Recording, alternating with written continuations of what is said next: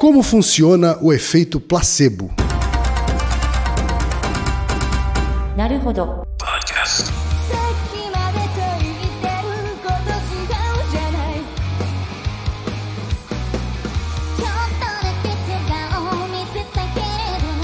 Bem-vindo ao Naruhodo, podcast para quem tem fome de aprender. Eu sou Ken Fujioka. Eu sou Altair de Souza. E hoje é dia de quê? Fúteis e úteis. E hoje, Altair, temos mais uma pergunta de mais uma ouvinte. O que é? A ouvinte é a Tami Waterman, de 31 anos, engenheira civil de São Paulo, capital. A pergunta dela representa, na verdade, pergunta de várias pessoas aqui que perguntaram de várias formas diferentes, Altair. Ela colocou o seguinte: placebo, fé e condicionamento cerebral. Essas coisas têm relação? Como funcionam? Por que em alguns estudos científicos nem os cientistas sabem o grupo que estão analisando? Como afeta? E por que usamos tão pouco dessa força interna? Colocou várias questões aqui, né, Altair? A gente vai dar uma separada. Acho que a gente tem que começar explicando o que é o efeito placebo, né? Para logo em seguida explicar como é que é o mecanismo, né? Como é que funciona, como é que se dá esse efeito. E aí depois a gente vai falar então sobre a relação disso com fé, por exemplo, a relação disso com crenças, e se é possível a gente utilizar isso, potencializar o uso desse efeito. Tá? Então vamos lá, vamos começar definindo o que é efeito placebo. Vamos definir pela negativa, né? Definir diferenciando das outras coisas. O efeito placebo ele existe independente de você querer que ele exista ou não. Ele independe do seu desejo, da sua consciência, da sua vontade. A palavra placebo vem do latim placebo, que quer dizer agradar. Na verdade é um verbo no futuro, eu agradarei. Placebo quer dizer agradarei você. Né? Que já induz alguma coisa, né? Então eu estou fazendo algo para atender uma expectativa, para atender algo. Essa expectativa não precisa ter um outro, o outro pode ser eu mesmo. O efeito placebo, ele existe a despeito do seu entendimento dele. Um dos estudos mais antigos de placebo era um estudo em que a pessoa tomava vitamina C, só que quem dava o remédio não dizia que era vitamina C, dizia que era um analgésico. E essas pessoas, elas estavam no hospital na área de... Elas tinham um problema, elas tinham quebrado ossos, né? Estavam na ortopedia de um hospital, um quebrou a perna, outro braço, enfim. E eles tomavam, ao invés do analgésico, tomavam uma pílula de vitamina C. Só que era dito a essas pessoas que era analgésico. E aí a dor delas diminuía, né? Então elas sentiam menos dor. Então, quanto é a sua dor? Só de dizer que era um analgésico. Isso. Então, de 0 a 10, quanto é a sua dor agora? 8. Aí dava o remédio. Aí voltava meia hora. Depois, tá 3. Como assim? Qual que é o mecanismo disso? Por exemplo, você tem vários tipos de placebo. Vamos falar do placebo medicamentoso primeiro. O nosso cérebro produz, por exemplo, analgésico. O nosso cérebro tem receptores opioides e ele produz opioides também. Como ele produz isso, às vezes se você faz um condicionamento externo, então eu estou te dando um remédio dizendo para você que é analgésico, o cérebro por si só produz uma quantidade de opioide que já diminui a sua dor. Tá? Então o próprio fato de você saber, o seu cérebro, ele, por viés de confirmação, ele estou tomando um antibiótico, um analgésico, então eu tenho que sentir menos dor. E aí o cérebro produz substâncias que geram menos dor em você mesmo. Tá? Quer dizer, você não precisa saber o que é efeito placebo para ele acontecer. Não. Nesse caso aí, ele só precisava saber que era um medicamento. Isso. Por exemplo... E que é um medicamento feito para melhorar ele. Isso. Às vezes em situações mais simples. Imagina que você está correndo de um urso. E aí tem um muro. Aí você sobe no muro e pula. E é um pulo alto. E aí quando você cai no chão, você já sai correndo. Por exemplo, você poderia facilmente ter torcido o tornozelo. Se fosse numa situação normal, que fosse uma queda sem uma ameaça anterior, você não teria levantado, né? Teria ficado no chão, em dor. Mas como tem essa ameaça, você cai, às vezes torce o tornozelo, quebra um osso, mas sai correndo. Como se nada tivesse acontecido. Você vai sentir a dor muito depois. Sim. Porque o seu próprio cérebro produz substâncias que inibem, né, os receptores de dor para você conseguir fugir, reagir, enfim. Né? Isso já é um efeito placebo também. Isso mostra que o nosso cérebro tem esse potencial de anular sensações, né? E modular a percepção que você tem de fenômenos. Tá? O efeito placebo, sobretudo medicamentoso, ele é extremamente forte para dor e para ansiedade. Eu te dou um remédio de farinha, qualquer coisa, para você ficar menos ansioso. O fato de você estar tomando um remédio para isso deixa você menos ansioso. Né? Certo. Porque a gente está falando, quando você fala de dor e ansiedade, né, como duas coisas bastante influenciáveis, vamos dizer assim, pelo efeito placebo, a gente está falando bastante de reações do sistema nervoso. Sim. Né? Que é diferente, por exemplo, fazer uma pessoa que é tetraplégica andar. Não. Aí né? não tem nada a ver. Que aí não é simplesmente dizer, não, toma isso daqui, que isso daqui faz pessoas andarem. Isso, ou câncer, né? por exemplo. Ou tem câncer, toma isso daqui que tumores derretem. Isso. Né? Quando você toma isso. Se você procurar por aí, você vai ter N remédios para câncer. Porque uma coisa é você diminuir a proliferação de células. Outra coisa é a experiência que você tem do câncer. Então, o placebo, às vezes, ele pode fazer você se sentir melhor, mas não clinicamente melhor. Você fica menos doente, né? Mas você se sente menos doente. Mas não com menos câncer. Na verdade, você se sente melhor. Né? Então, o efeito placebo ele é algo do campo do sentimento, não da emoção. Né? Ou se linkando com sensação e percepção, é algo do campo da percepção e não da sensação. Certo. Né? Então, o seu corpo ele reage frente a eventos externos de uma certa forma. Uma outra coisa é a percepção que você cria disso. Essa percepção ela pode ser regulada por eventos quaisquer. Né? Então, vira e mexe tem um remédio novo para câncer. Se você pega no jornal, isso tem um potencial para curar câncer. Sabe? Tem um grande perigo aí. Né? Teve um exemplo aqui no Brasil, né, da fosforoetanolamina, né, que era um comprimido produzido por um professor da USP, que supostamente curava câncer. Os estudos clínicos mostravam que não tem nada a ver, não passou nem da fase... Acho que chegou na fase 2, mas não passou. Não cura, nada a ver. No máximo tem um efeitinho em células, mas quando você passa para pessoas não funciona. Porém, a pessoa que toma, numa situação fragilizada de câncer, que toma esse remédio, ela se sente melhor. E esse é o problema. Né? Porque mexe com a percepção de estar doente. Isso, mas não com a causa última, não né? Com a doença em si. Que é a doença em si. No caso da dor, que é uma reação mesmo, a dor é uma percepção, né? Ela estimula áreas sensitivas. Mas quando você fala ai, é uma percepção. Então ela é muito suscetível ao efeito placebo, ansiedade também. Tem outras coisas também, aí saindo um pouco da parte de medicamento, tem várias terapias que são placebo. Por exemplo, uma terapia que é baseada em placebo é também a terapia para, tratamentos para ansiedade. Insônia. Por exemplo, tem alguns tipos de remédio, entre aspas, que são remédios para insônia em idosos. Tá? Então, você tem remédios para insônia, são testados bonitinho, mas você tem remédio que, por exemplo, imagina o velhinho tem 670 anos, né? Ele passa o dia inteiro em casa, então ele só dorme. Ele não vai conseguir dormir à noite. Claro, vai ter insônia. Ele vai dizer, eu tenho insônia. Mas você não tira cochilos à tarde? Às vezes ele nem lembra, mas ele não consegue, o problema é ele não consegue dormir. E aí muitas vezes você dá um remédio de farinha para ele. O fato dele tomar o remédio melhora a qualidade do sono dele à noite. Ele consegue dormir, por exemplo. Você disse que é um medicamentozinho para ajudar a dar sono. E na verdade ele vai lá e toma uma bolinha de farinha. Dorme e de que nem fato uma pedra. Fica com mais sono. Dorme que nem uma pedra. Né? Então, isso tem a ver com a ideia de expectativa. Né? Então, o efeito placebo, um nome mais psicológico, assim, neurofisiológico, é efeito de expectativa. O que você está esperando aumenta a probabilidade dessa coisa acontecer. Então, por exemplo, se eu estou esperando não sentir dor porque eu tomei um remédio, o meu cérebro meio que me prepara para isso. E aí existe um efeito endógeno do próprio cérebro, que é o efeito placebo. O nosso cérebro ele tem um poder muito grande sobre... Nós somos nosso cérebro, né? Sim. Porque uma coisa é o seu Às cérebro... Às vezes a gente separa, né? O cérebro do corpo, quando na verdade o cérebro é corpo também. É corpo também. Não, ele é corpo, né? Porque uma coisa é a sua reação corporal, outra coisa é a experiência que você tem dessa reação, né? Só que como nós somos indivíduos mais ou menos separados do nosso corpo, né? A gente se vê como um outro, a gente não consegue reconhecer muito bem o efeito placebo porque ele é um efeito do corpo. Sim. Que age nessa representação que a gente tem da gente mesmo. Então a gente reconhece como não sendo nosso. É um papo meio doido mesmo. Sim. Começa no cérebro, gerando produtos químicos que vão fazer o corpo reagir de uma forma que volta para o cérebro, né, com a percepção de que aquilo realmente aconteceu. Isso. Assim. A grande dificuldade de estudar placebo é porque é um fenômeno autorreferente. Diz respeito a gente mesmo. E aquele que estuda também é alvo disso. Então é bem complicado de estudar o placebo, né? Mas você vê, por exemplo, placebos em outros animais. Um rato.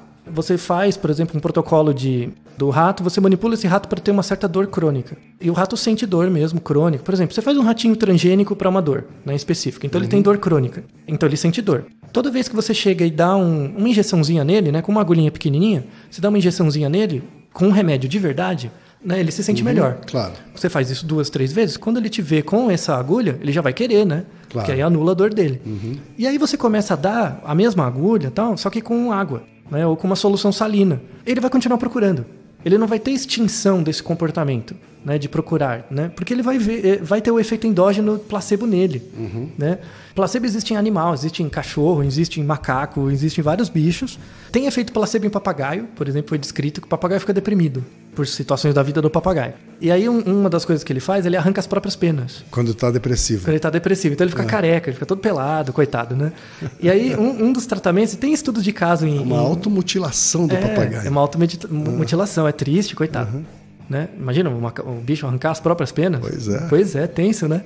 Ele fica lá todo, parece um chiclete amassado. E já tem uns estudos de caso em veterinária que se você der antidepressivo, né, quebra um pedacinho, dá pro bichinho, ele melhora o sintoma, né? Volta as penas e tal. Só que depois você não vai ficar dando antidepressivo por muito tempo. Depois começa a dar placebo. Começa a dar placebo. Vai diminuindo. Uma farinhazinha. E fica feliz da vida, né? Tem alguns casos assim também. A Tami toca aqui num outro assunto, Altair, que é a relação da fé com o efeito placebo. Sim. A fé, a oração, né? A gente já ouviu casos em que pessoas que sabiam que tinha outras pessoas orando pela melhora delas, né, de uma determinada doença, melhoraram. E já vi muitos médicos falando assim, você acredita em oração? Então ore. Né? Qual que é a relação entre fé e efeito placebo? Então vamos discriminar os conceitos. Efeito placebo a gente já falou várias coisas, né? É um efeito que existe a despeito do desconhecimento dele. Fé é outra coisa, tá? A fé é uma crença na existência de uma entidade transcendente, ou mesmo que seja imanente, mas uma entidade que apresenta uma vontade diferente da sua. Então, a fé é a crença a despeito de qualquer evidência. E tudo bem, é algo próprio do humano mesmo, né? No desenvolvimento do cérebro, né, pensando no processo evolutivo, a capacidade dos indivíduos de terem fé é um coproduto do desenvolvimento do cérebro.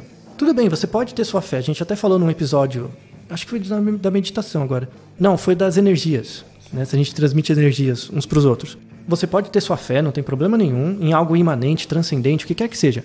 Você só não pode transformar isso em ciência. Sua fé não é algo que pode ser testável. Ela não é algo científico. O efeito placebo é algo que pode ser estudado. Eu consigo mensurar o grau de placebo que você tem. O quanto de efeito placebo um certo indivíduo tem. Isso é algo quantificado. A fé não. A fé é algo, a despeito de qualquer evidência, é algo do indivíduo. Você já tem trabalhos, por exemplo, que mostram o efeito da oração. O trabalho que eu lembro são 3 grupos. Você tem um grupo controle, pessoas que estavam no hospital e não tinha ninguém que orava por eles. Tinha um grupo de pessoas que estavam no hospital e pessoas oravam por esses doentes, mas esses doentes não sabiam. Então não foi dada nenhuma informação. O terceiro grupo eram pessoas que estavam lá doentes e uma pessoa foi lá e disse, tem um grupo de oração que vai orar pela sua saúde. Tá bom, se você aceita, né? Tá bom. Comparando esses 3 grupos, o grupo que recebeu orações, mas sabia que estava recebendo, apresentou o melhor quadro clínico. E isso é controlado pela crença que a pessoa tinha. Então, por exemplo, se o doente era uma pessoa crente, independente da crença, mas sabia que tinha alguém rezando por ela, independente da crença do outro também, não precisa ser da mesma religião, não. Então, se eu sou doente, eu sou crente, e a pessoa que estava rezando para mim, eu sabia, eu melhorava mais. Pessoas que eram ateias e tinha alguém rezando por elas, elas não melhoravam tanto, elas tinham um grau de melhora similar às pessoas que rezavam, mas elas não sabiam, e às pessoas que não recebiam oração, tá? Isso se aproxima do efeito clássico placebo, é igual te dar um remédio, né? Só que é por uma outra via, uma via mais por influência. Mas o efeito é provocado pelo próprio doente, na verdade, Sim. Né? Não pelas pessoas que estão orando. Então, o que leva a crer, né, que a questão não é que há uma transferência de energias ou claro, coisas do porque essa tipo. pessoa nem viu as outras pessoas orando. Não, ela só soube que havia pessoas orando por ela. Exato. Né? O grau de importância ou de afeto que essa pessoa tem por quem está orando por ela afeta Pode afetar. O efeito placebo? Pode também, afetar. aí, esse efeito? Pode aumentar um pouco. Então, por exemplo, se a pessoa que ora para você é da mesma religião que você, pode dar um efeito um pouquinho maior. Mas, de novo, você tem que saber. E aí que coloca uma questão também. Porque eu posso dizer para ela, tem um grupo de pessoas aqui, desconhecidas, orando por você. Isso pode provocar um efeito. Posso dizer assim, tem um grupo aqui de amigos seus da faculdade, o fulano, o beltrano, né, o ciclano, estão todos orando por você. Isso pode já gerar um efeito diferente. Pode gerar um efeito um pouco maior. Né? Aqui estão todos os seus melhores amigos. O Marcel, o Betão, o Marcos, Zezinho. a Ana, né? Pessoas que te amam, né? Que você ama e estão todos orando aqui por você. E o efeito pode ser ainda outro. Pode. De novo, o grande ponto central aí é o conhecimento que você tem disso. Né? Então, de novo, tem que ter um efeito, uma estimulação. A geração desse efeito está no próprio doente. Está no próprio indivíduo, é endógeno. Né? E aí você tem também o efeito disso na ciência. O cientista, ele é uma pessoa, né? E portanto, ele sofre também suscetível a efeito placebo. Com certeza. E isso é uma discussão enorme em ciência atualmente. Você tem vários trabalhos sobre isso. Quem é que mede o efeito placebo de quem faz estudos sobre o efeito placebo? Sim, o efeito placebo... Quem é que vigia os vigilantes? É o Foucault, né? Foucault, tem que ter uma coisa meio Foucaultiana mesmo. E aí você tem certos controles experimentais para isso. Isso já tem desde a década de 50. O primeiro é chamado estudo duplo cego. Né? Então, eu sou o médico, eu vou dar remédios para pessoas doentes. Eu não posso saber para quem eu estou dando o remédio de placebo e o remédio de verdade. Eu não posso saber. Já tem alguns trabalhos há décadas que mostram que se o médico sabe, o paciente melhora mais. Só o fato do médico saber. Ele dá a mesma dose na mesma hora. Isso aí a gente está respondendo a pergunta da Tami sobre por que é que nem os cientistas sabem que grupo que está recebendo placebo, por exemplo, no estudo. Na verdade, ele deve não saber. Né? Isso é mandatório para ele. Hoje em dia evoluiu mais ainda. Às vezes o médico não sabe que ele está dando o remédio. Só que o médico que dá o remédio não é o mesmo que analisa o dado. Que faz análise estatística. Sim. Quem faz análise estatística sabe. Sim. E aí gera viés. Gera viés na conta. Na verdade, não é na conta, né? Assim, 2 mais 2 continua sendo 4 mesmo, a despeito do placebo. Mas como são dados estatísticos e você tem que fazer uma descrição dos resultados, pelo seu viés de expectativa de quem você espera que melhore mais, qual grupo... Afeta a sua descrição. Afeta a descrição, afeta a maneira como você apresenta os resultados. A indústria farmacêutica já ganhou muito dinheiro em cima de descrições placebo de resultados, mesmo apesar da boa vontade do pesquisador. Então, em estudos mais modernos, nem o pesquisador que analisa os dados sabe. Então, ele recebe para ele o grupo A e B. Ele não sabe quem tomou o remédio. Né? Grupo A e B, e ele analisa de uma forma mais independente. Porque o efeito placebo ele é muito prevalente, ele acontece em toda e qualquer relação que você tem com coisas. E uma coisa quase inevitável, humanamente inevitável. Pois é. E aí isso marca, assim, para fechar, isso marca a diferença que a gente tem, né, sobre o que é consciência. A consciência, na verdade, ela é uma construção, né, que a gente chama, assim, o termo técnico é metaconsciência. A metaconsciência é aquilo que você acha que você é. Tá? Então, tem uma coisa, tem o que você é, tem o seu corpo, né, físico, tem as características do seu corpo. Essa é a primeira fase. A segunda fase é o que você é de verdade, né, o que o seu corpo faz de você. E a terceira coisa é o que você acha disso. Então, a voz que você tem na sua cabeça é como se fosse essa metaconsciência, é o que você acha de você. Tá? E o que você acha de você conversa o tempo todo com o seu corpo. Só que essa conversa não é uma conversa que é do campo da linguagem. Essa conversa é escondida de você mesmo. É um papo meio louco mesmo. O efeito placebo nasce aí, nesse desconhecimento que você tem das variáveis internas que regulam você. Por isso que tem um campo do conhecimento, que é a psicologia experimental, a análise do comportamento, que decidiu, desde a sua origem, abrir mão disso. Assim, eles estudam isso, mas eu não quero contar com o comportamento verbal da pessoa, porque não é fidedigno. Não é o que ela fala de verdade. Eu prefiro contar com o comportamento dela. Então, eu coloco ela no campo... A diferença entre a pesquisa observacional, por exemplo, e aquela que é baseada no testemunho, né? Isso. Então, isso cria para campos de conhecimento distintos um campo muito rico de discussão. Então, eu posso, como psicólogo, por exemplo, não me importa o que você fala. Eu quero saber o que você faz. Eu quero saber seu corpo. Vai se comportar, vai agir. Às vezes você nem sabe o que está fazendo. E eu vou observar. Eu vou registrar seu comportamento. Né? E aí se eu faço isso com você, eu faço com um ratinho, com qualquer bicho. Tem outras áreas do conhecimento, a psicanálise é uma delas, que não se preocupa especificamente com o comportamento, mas sim com a sua experiência do comportamento. Aí é um outro campo de conhecimento. Mas entre a sincronia entre essas duas coisas é onde mora o placebo. A sincronia entre o que você acha, o que você é e o que você é de verdade. Tá bonito, certo. Né? Muito bonito. É meio poético, né? Fechamos de um jeito com chave de ouro, eu acho, pois esse episódio, viu? Naruhodo, ilustríssimo ouvinte. E lembre-se, aqui no Naruhodo, quem faz a pauta é você. Você discorda do que ouviu, tem alguma pergunta, quer compartilhar alguma curiosidade ou lançar algum desafio?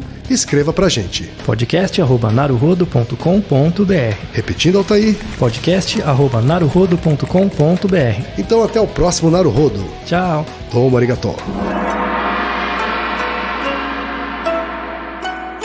Naruhodo. Esse podcast é apresentado por b9.com.br.